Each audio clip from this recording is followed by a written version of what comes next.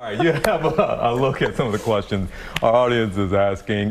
Here's one. What question should I ask my doctor before surgery? Seems like a lot. Yeah, absolutely. So, I mean, some basics here, because ideally the surgeon is going through all of this information with the patient, so the patient shouldn't have to take this list down. But some important questions. You want to ask about medications and supplements that you may be taking, whether they need to be stopped, held, discontinued, and how long before surgery. You also want to ask some basic anesthesia questions. I get a lot of times patients asking me, the anesthesiologist told me I would have to consent to general, but you told me that it was going to be under less aggressive. Anesthesiologists will generally always consent a patient for the maximum degree of anesthesia, but you should absolutely go through some anesthesia questions. And then you want to ask about post-operative pain management, what type of medication you can be taking for how long. And lastly, you want to ask the surgeon what his or her complication rate is, in addition to what the general complication rate is, because it's one thing to say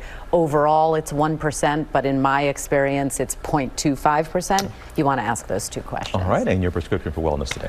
Has to do with posture, which sometimes mine is not good, but this is really important, not just for how we appear, but for our musculoskeletal well-being as well. So first of all, it really starts with the core, but you want to pull your back, your shoulder blades together, engage the core. Planking and push-ups will definitely help this. When you're texting or working on a laptop, you want to make sure that that's at the right angle, and if you're texting, you want to try to bring it up so that your neck isn't bent at almost a 90-degree angle. And lastly, you do want to take a walk or stretch if you're doing computer work and you're always in one position. Okay, we got sit up straight. We got Malcolm Gladwell coming.